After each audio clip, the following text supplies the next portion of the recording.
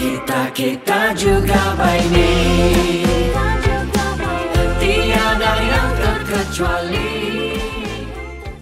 Alright, teman-teman kami selamat kembali bersama dengan si Boy Events di Topik FM. Dan seperti mana yang saya bilang tadi, kita ada special guest. Dan special guest kita adalah Mr. KH Tan. Hello sir. Hi, how are you sir? You good? Good afternoon, good afternoon. Yeah. Alright sir. Me. Okay.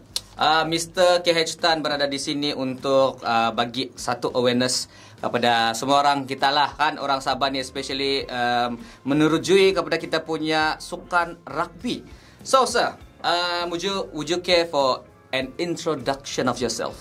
Well, my name is KH Tan. Presently, I'm the Deputy President of Sabah Rugby, as well as Vice President of Eagles Rugby, as well as the Deputy Organizing Chairman of the Borneo Sevens tournament.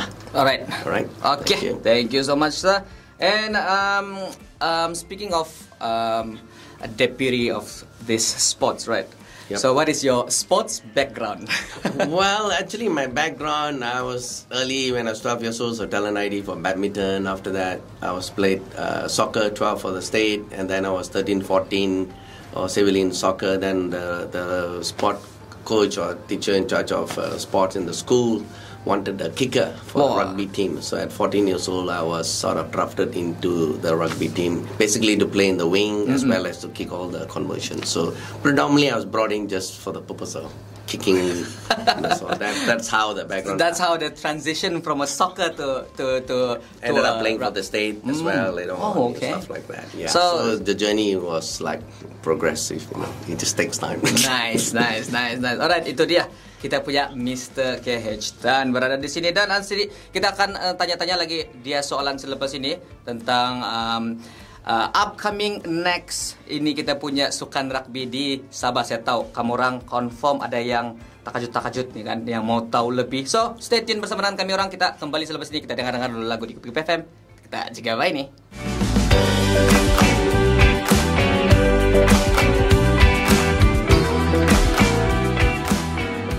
FM, dan juga kita punya special guest Mr. KH Tan. How are you, Mr. KH Tan? Fine, thank you. Sudah makan gak, sir? Sudah tadi, Pak. Oh, mantap. Oke. The next question yang saya bertanya Mr. Tan di sini, how is the development of rugby, sports rugby in Sabah? Well, when you talk about development of sport rugby, I think it doesn't go to 10 years ago. It all started, first of all, in 2001. There was a school championship in Tawau.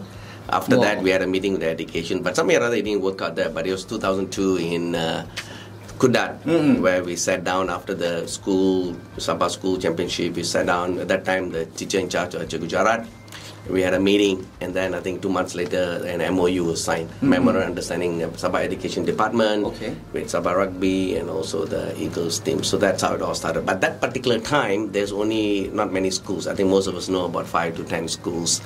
It's quite small during that time. Those days. And then, of course, our background, we brought in the Fijian coaches, and we traveled all over Sabah. So development started by visiting all the different districts.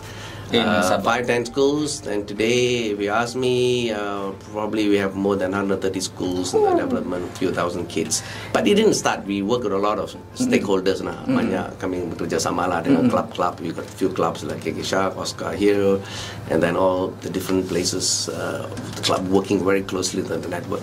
So that's why I think we're talking about development. Everybody asks, Sabah won Agung's Cup 5 kali. How come Sukma 2018, Sabah won the gold medal and not even 1 point scored against the Sabah. This is during 2018. 18, yeah. Historic. I mean, people talk about development, but you have to go back and see all the grassroots. But of course, when you talk about grassroots, means Manila. Yeah. So that's why our president of Sabah Rugby, that time he was the CEO and MD of IGM Plantation.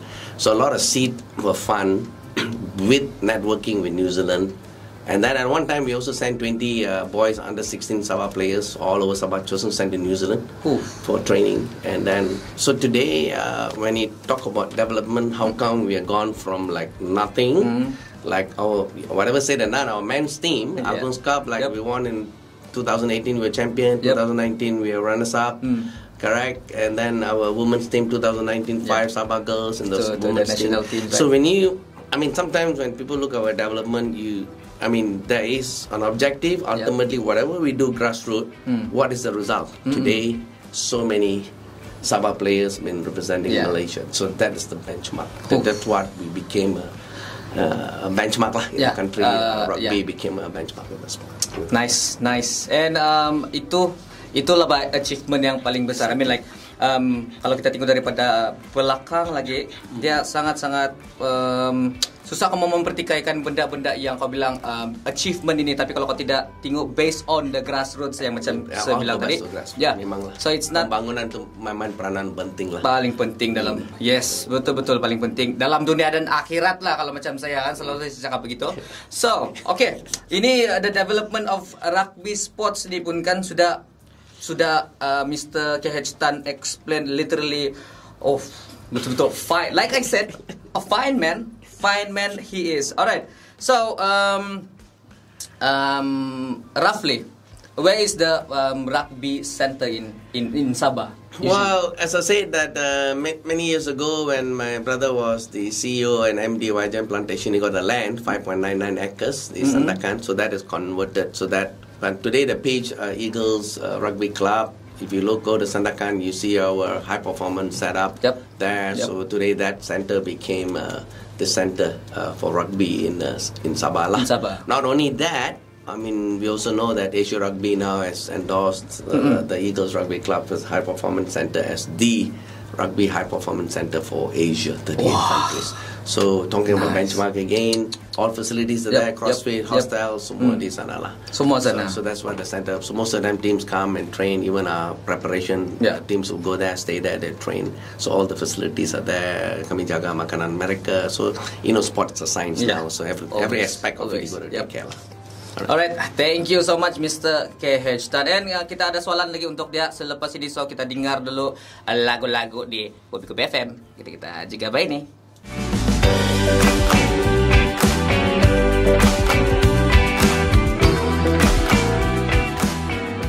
Alright, what up fellas? Bersama dengan si Boy Events di Topik BFM dan kita punya special guest Mr. KH Tan. How are you Mr. KH Tan? Fine, alright. Thank you. He's good. He's having his tea right now. Okay. Mr. Tan, regarding Borneo 7 2023. What is the backstory of this? Well, I think good to know the backstory of it. I mean, initially, I remember that way back in 1999 and year 2000, the president of Municipal Council Sandakan was the Dato' Adeline Yong, and she called me one day. She said she initiated the Sandakan Tourism Festival.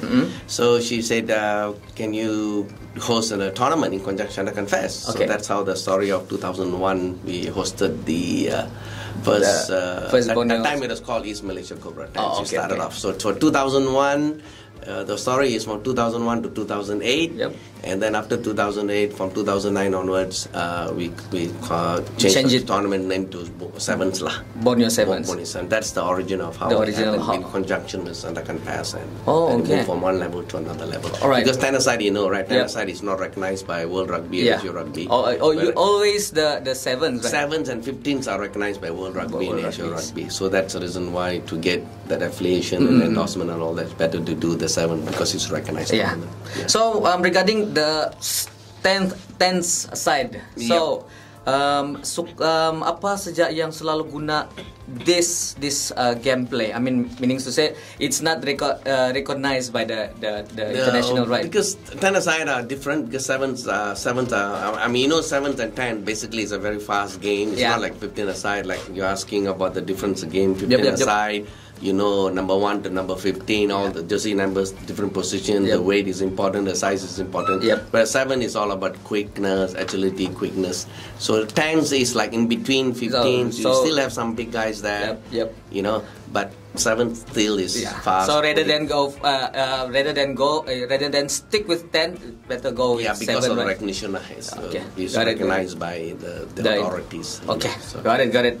All right, sir. For Borneo Sevens, right? Who is the main organizer for this?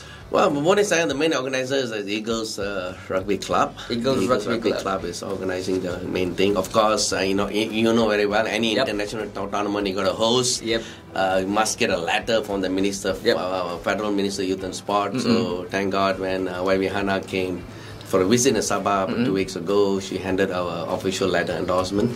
So not only that, I think we managed to get Asia Rugby. The process is Eagles Rugby Club is endorsed by Sabah Rugby Union, Malaysia Rugby Union, and then on top of it, Asia Rugby has endorsed it. So in terms of name and prestige, once Asia Rugby endorsed it, it's international event. Wow. This is what I'm talking about, right, sir? Exactly. All right. Okay. For Borneo Sevens this year is it? Yep. So when will it be held and where it's gonna be? Well, it's going to be held in Sandakan at the Eagles Rugby Club, or I call it Eagles Sport Arena, and date given is March 17 to March 19. All right. March this year. This upcoming March, right? Yes, it's all confirmed. It's all set. So everything is set for March 17 to March 19 this year. All right. So, so far, how many entries? Well, we got 8 teams for men and 8 teams of women. I believe there's 8 countries participating, including Malaysia is 9.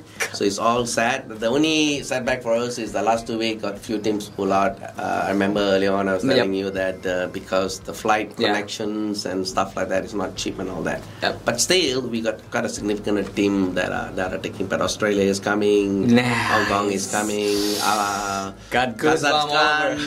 Kazakhstan, Uzbekistan, India, Singapore. So there's all in about 8 or 9 teams that are. Hong Kong will be fantastic because they're bringing the men's and women national team. National team from Hong Kong. Yeah, they always come and they bring the national team as well. So it's going to be fun. The women's going to be really, really challenging. I see all the top teams are there. So again, it's showcasing the best of the best. So you'll see the best teams playing. So I'm gonna see you there, sir. Okay, so alright. Oke, kita akan kembali selepas ini dan kamu dengar terus lagu-lagu di Topik FM. Kita juga bye nih.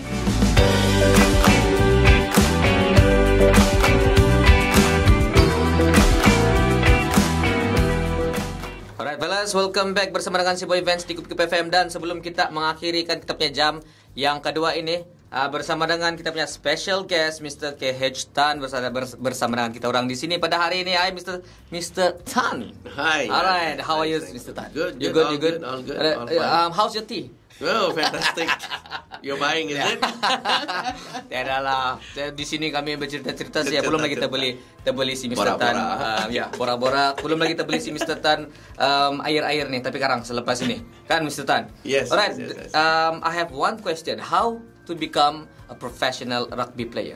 Well, I think when you talk about professional rugby player, I mean, ultimately you're looking at a professional league. I think at the moment, most of the professional league is happening in Europe and Australia and New Zealand. They have all these leagues and all that.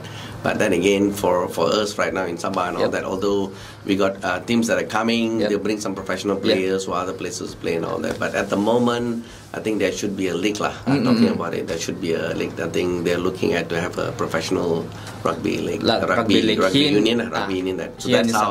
That's how the rugby things. But then again, we say how when you're actually talking about professional players. I know the one Malaysian captain was playing in Japan. And I know a couple of players who came played for Sabah as well from New Zealand. They were playing professional in New Zealand as well. All right. And I know one particular Sabah player who played like a professional, but he played in a lower club in Australia and stuff like that. But we still not to that yet at the moment, unless we have a.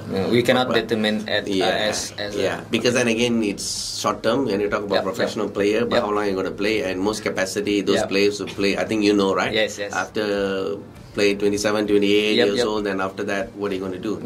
And then I think in the past, many of the players who come and played with the Eagles and all that, we realized that they only in the young age they went to places like Japan or Europe to play. But then after that, now most of them working in some other jobs. So when you talk about professional players, it's probably the short term of the period for a couple of years. So it's not a long term, right? Yeah, it's not a long term yet. Unlike in Japan, it's different. Japan, you pay good money and stuff like that. But then again, what age? You know rugby capacity. You know, they do 23, 24. Once you're peaking at certain age, and after that, most of them will look for something else to do. Got it, sir.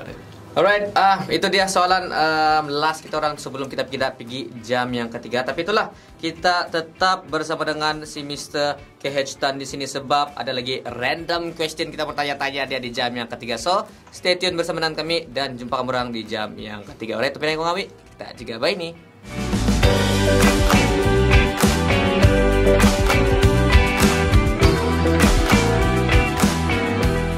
Alright, what's up fellas, it's your boy Vance here, back again bersama dengan kamu orang di Kup FM. Kita juga by ini dia bilang tuh kan, kita sudah masuk di jam yang ketiga dan kita masih ada special guest kita orang di sini bersama dengan Mr. KH Tan. Hello sir, how are you? Thank you. I'm enjoying myself. Alright, he's here with us.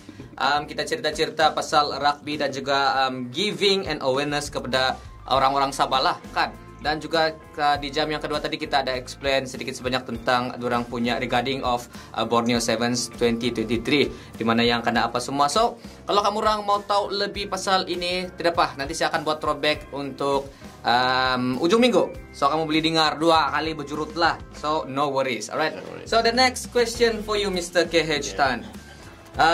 Is there any specific training for a rugby player? Well, I think in the first place, when you say specific training for rugby player, first of all, you got sevens rugby, 7 aside, and you got 15 aside. So 2 different mechanism of training. Of course, when you talk about 7 aside, you're covering the same size field as a 15 aside. So when you're talking about 15 aside, jersey number 1 to jersey number 15 is all about the position you play and all that, and the weight factors and all that you play is very important. Whereas 7 is all about speed, about quickness, agility. So the training mechanism is very important.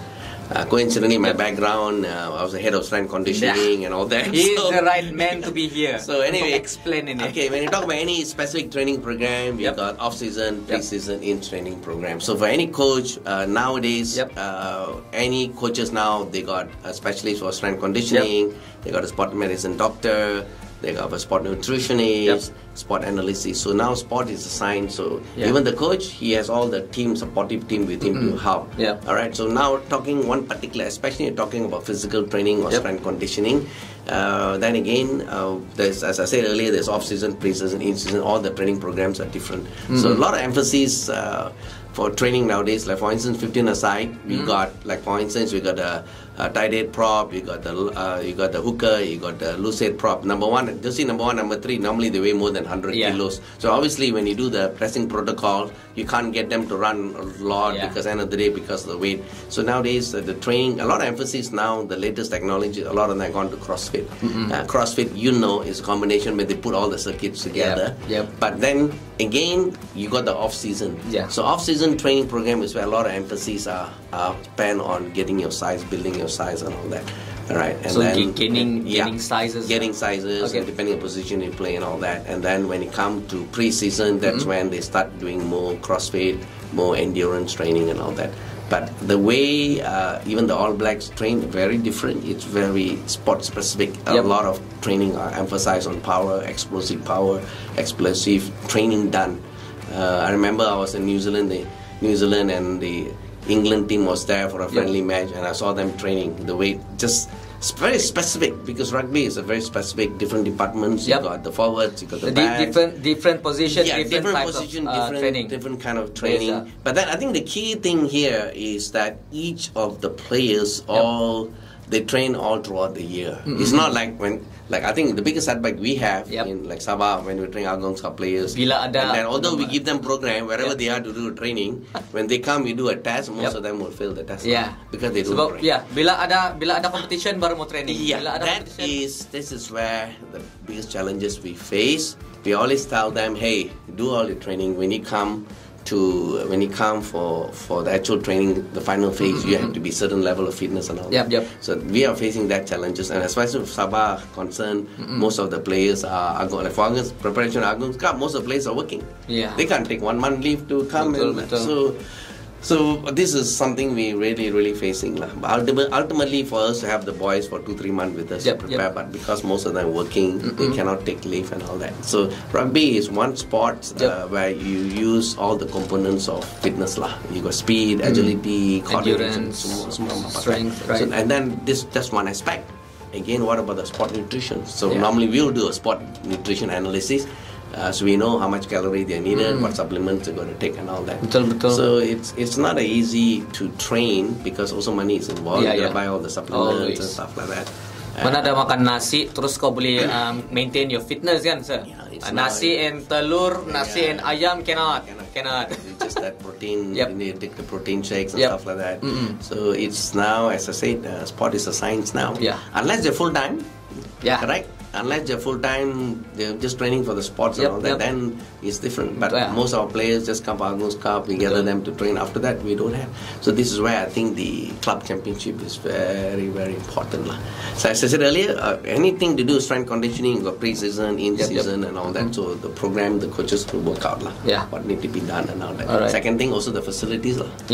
Correct. Paling penting is facilities lah. What's the point you talk about high performance when you don't have the facility tiada? Kalau we want to talk about the performance, how to train them, tapi facility tiada. And this is where when we design our Eagle Sport Arena, our Eagles High Performance Sandakan, of course it's called warehouse fitness and stuff like that.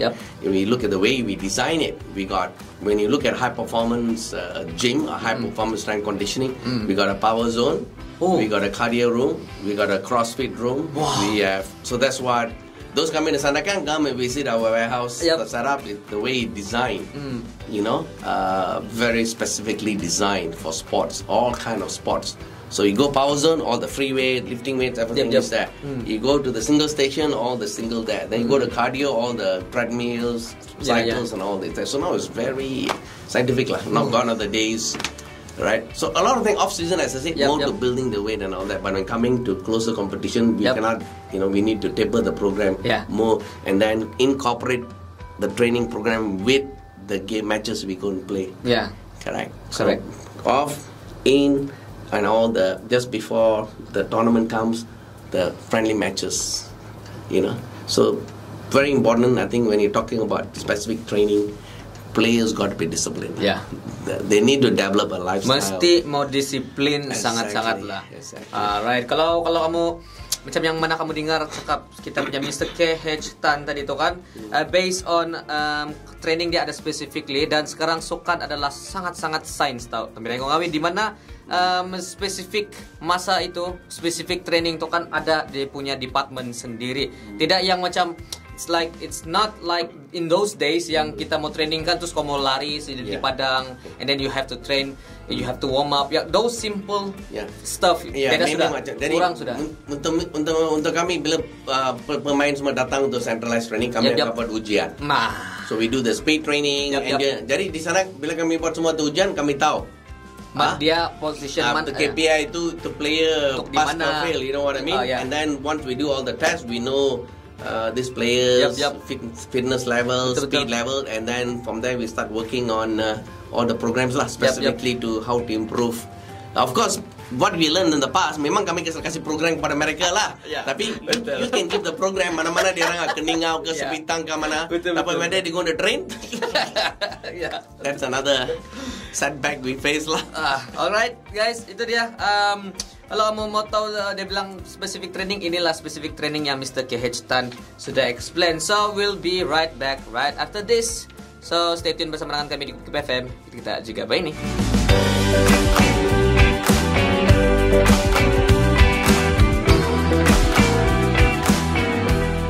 Alright, Topik Ngawi, selamat kembali bersama dengan si Boy Vance di Topik FM, dan kita masih lagi bersama dengan kita punya special guest, the man of honor bagi saya. Dia ada di sini bersama dengan kita orang semua, Mr. KH Tan. How are you, Mr. KH Tan? Good, all good. Thank you. He's very nice, guys. Kami bercerita di sini and he's giving a lot of advice pasal kita punya pemakanan, pasal training.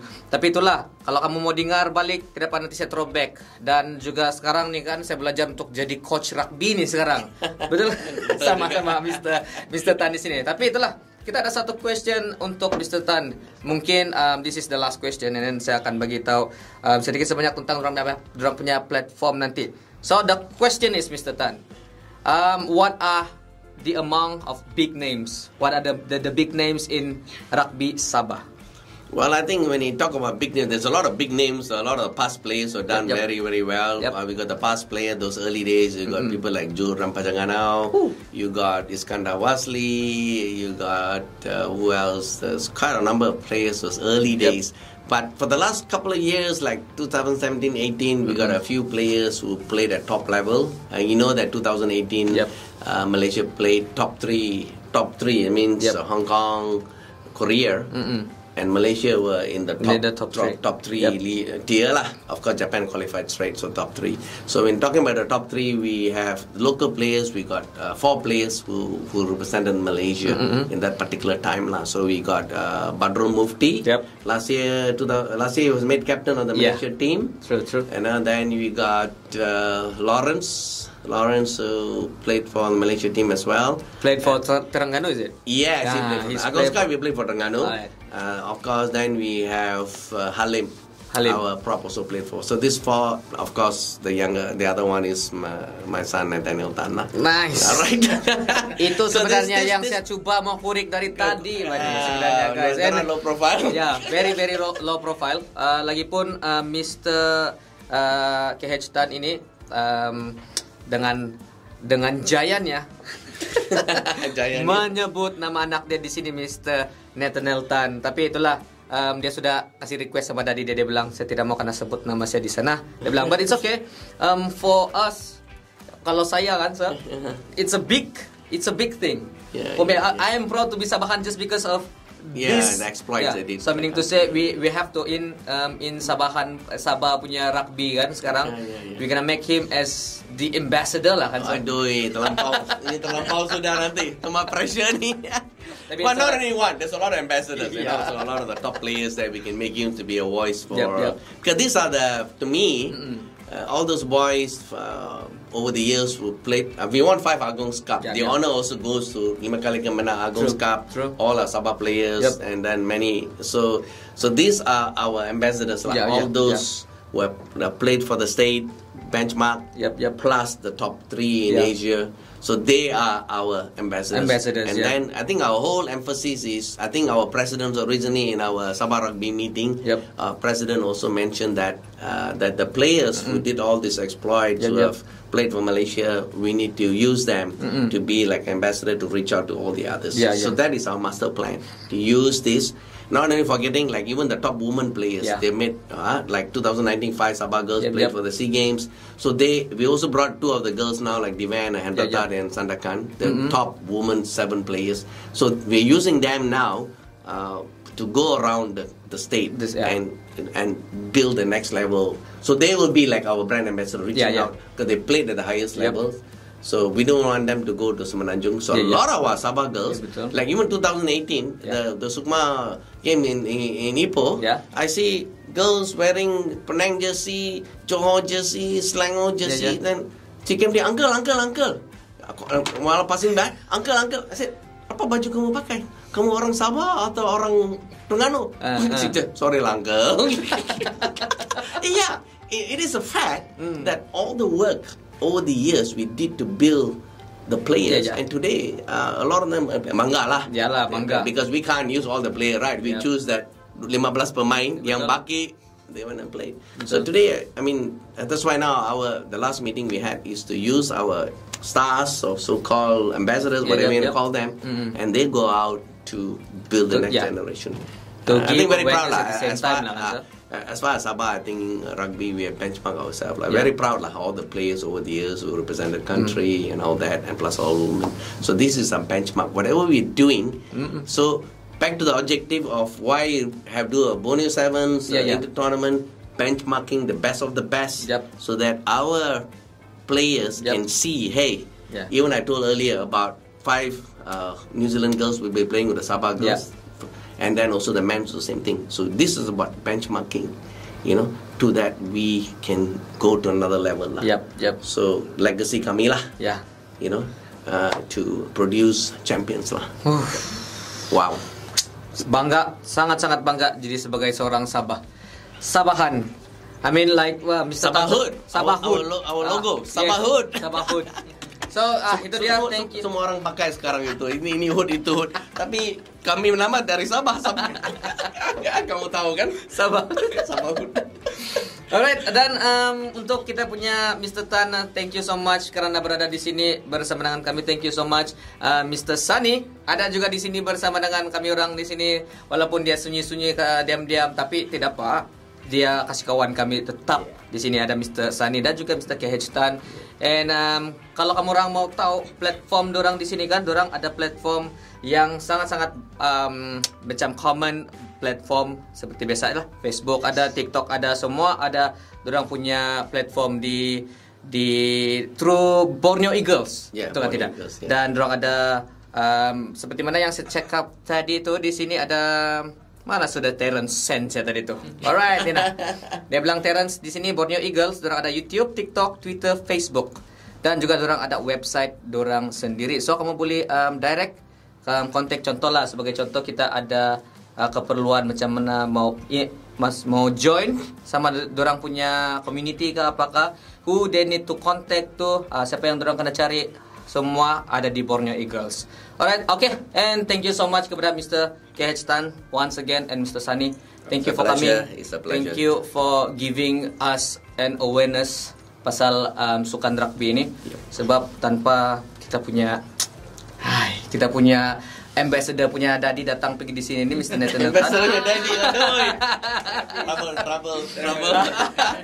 Kalau tanpa Mr. Tan datang pergi di sini, kita tidak akan ada tu pembukaan minda berkenaan dengan sukan ini. And so once again, thank you so much Mr. Tan for coming in, Mr. Sunny. Alright, tadi ada Terence di sini tapi dia ada meeting, so it's alright, no worries. So we'll be right back after this. Kita dengar dulu lagu-lagu di Topik FM. Kita juga bye nih. Kita juga baik ni, tiada yang terkecuali.